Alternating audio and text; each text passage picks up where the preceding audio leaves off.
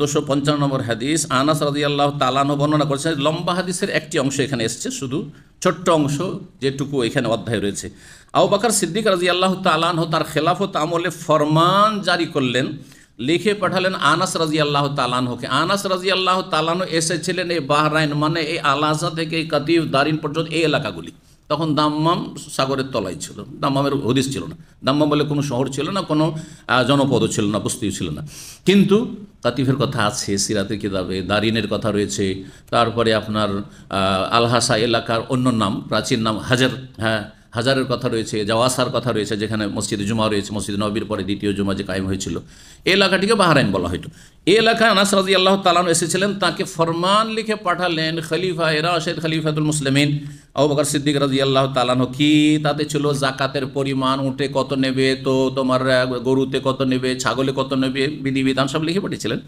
তার মধ্যে এই কথাটিও ছিল, কি ছিল, কাতাবাল্লাহু লিখে পাঠিয়েছিলেন আল্লাতি আমারাল্লাহু রাসূলাহু সাল্লাল্লাহু, যা আল্লাহ নির্দেশ দিয়েছে তার রাসূল সাল্লাল্লাহু আলাইহি ওয়াসাল্লামকে।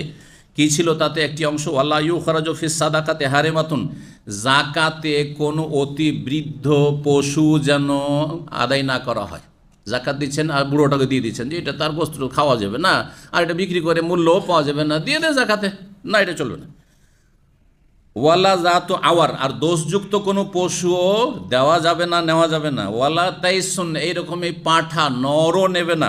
ইল্লা মাশা আল মুসাদ্দিক, তবে জাকাত আদায়কারী যদি চান যে প্রয়োজন আছে তার, তাহলে জাকাত আদায়কারীর বা সরকারের প্রয়োজনে বাইতুল মালের বৃহৎ স্বার্থে নিতে পারে, আর না হলে আসল হচ্ছে যে এগুলো নেওয়া চলবে না। জি, 40 নম্বর অধ্যায় বাবু আখজিল আনাকে ফিস সাদাকা। এই অধ্যায় হচ্ছে জাকাতে ছাগল ছানা নেওয়া।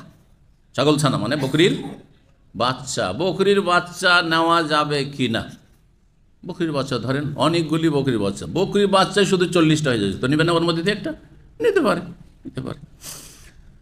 তো হাদিসে এই শব্দটি এসেছে আনাকান, কোনো রিওয়ায়াতে কালান, ওখান থেকে ইস্তেদলাল করেছেন, দলিল পেশ করেছেন। 1456 নম্বর হাদিস আবু হুরায়রা রাদিয়াল্লাহু তাআলা আনহু থেকে বর্ণিত, তিনি বলছেন কাল আবু বকর সিদ্দিক রাদিয়াল্লাহু আনহু, আবু বকর সিদ্দিক রাদিয়াল্লাহু আনহু বলেন, ওয়াল্লাহি, যখন খলিফা হইলেন আবু বকর রাদিয়াল্লাহু তাআলা আনহু, তখন কিছু বেদুইনরা যারা বড়ই সচ্ছল ছিল গবাদি পশুর মালিক হওয়ার দিক থেকে, তাদের কাছে অনেক বড় বড় উটের পাল, ছাগলের পাল, হ্যাঁ এইসব ছিল, কিন্তু তারা সংশয়ে পড়ে যায়, শয়তান বিভ্রান্ত করে তাদেরকে, শয়তান বিভ্রান্ত করে।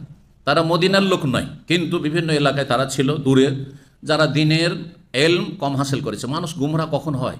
যখন দিনের জ্ঞানে শোচনীয়তা থাকে। যার যত বেশি ইসলাম সম্পর্কে জ্ঞান কম, তার পথভ্রষ্ট হওয়ার সম্ভাবনা তত বেশি, তত বেশি, ঠিক কিনা? তো এরা বিভিন্ন এলাকায়, বেদুইন এলাকা বসবাস করতো, আর মদিনায় খুব কমই আসা হয়েছে, হয়তো শুনে শুনে দূর থেকে মুসলমান হয়েছে, আর না হলে দুই একবার এসে কালমা পড়ে চলে গেছে, ব্যাস।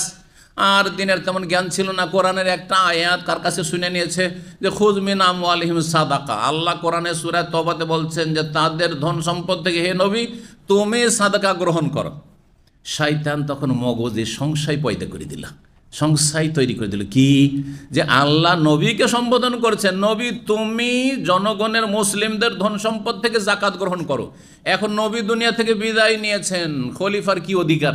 আল্লাহ রসুলকে হুকুম করেছেন, আপনাকে হুকুম করেছেন খলিফা, না না আপনাকে জাকাত দেব না, আপনাকে বিশ্বাস করি না, আর আপনাকে দেওয়ার কথা কোরআনে নেই।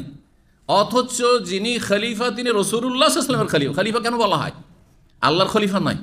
এখানেই কিন্তু একদল আবার পথভ্রষ্ট হয়েছে, বলে মানুষ হচ্ছে আল্লাহর খলিফা। এই কথাটি মিথ্যা কথা, কোরআন হাদিসে কোথাও নেই যে মানুষ খলিফাতুল্লাহ। না, খলিফা কার লাগে? খলিফা মানে স্থলাভিষিক্ত, খালাফ। যিনি আগে ছিলেন সালাফ, তিনি নেই, সেই জন্য তার জায়গায় খালাফ হইতে হইতে স্থলাভিষিক্ত, বুঝেন বাংলা? হ্যাঁ, তার একটা জায়গা শূন্য হয়েছে স্থল, আর সেটা সেই জায়গায় আসন গ্রহণ করেছে স্থলাভিষিক্ত। তাহলে আমি আছি তো এখানে, আপনাদের কারো বসার কি দরকার আছে?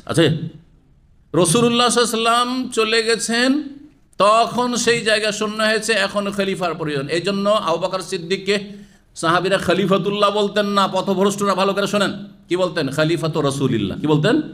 রাসূলুল্লাহর খলিফা, স্থলাভিষিক্ত, রাসূলের খলিফা। ওমর যে খলিফা হইলেন, খলিফা তার আগে যে খলিফা আছেন আবু বকর চলে গেছে দুনিয়া থেকে, এখন তার ওই স্থলাভিষিক্ত তিনি খলিফা, এইভাবে খলিফা। খলিফা মানে আগে যিনি ছিলেন তার জায়গায় তিনি স্থলাভিষিক্ত হয়েছেন। কিন্তু মানুষ আল্লাহর খলিফা, এখান থেকে তখন থিওরির ওপর থিওরি বের করা শুরু করলো, যখন আমরা আল্লাহর খলিফা তো আল্লাহর দণ্ডবিধান কায়েম করার জন্য শুধু সরকারের ওপর ফরজ নয়, আমাদের প্রত্যেকের জন্য আন্দোলন করা ফরজ। আর যদি সরকার যদি দণ্ডবিধান কায়েম না করে তাহলে তাদের কাছ থেকে গায়ের জোরে ক্ষমতা কেড়ে নিতে হবে, আর সেটার নাম হচ্ছে ইসলামী আন্দোলন। এইসব ভ্রান্ত ব্যাখ্যা, যেটা যার বয়স 60 বছর, 70 বছর, 80 বছর। কথা বোঝা গেছে না? যায়নি? আল্লাহ যেন এই গুমরাহি থেকে আর এই চরমপন্থা থেকে আর যেটা আমাদের কাজ নাই সেসব জায়গায় যাওয়া থেকে, এইসব ফিতনা থেকে আল্লাহ বাঁচিয়ে রাখে। এটা আমাদের কাজ নয়।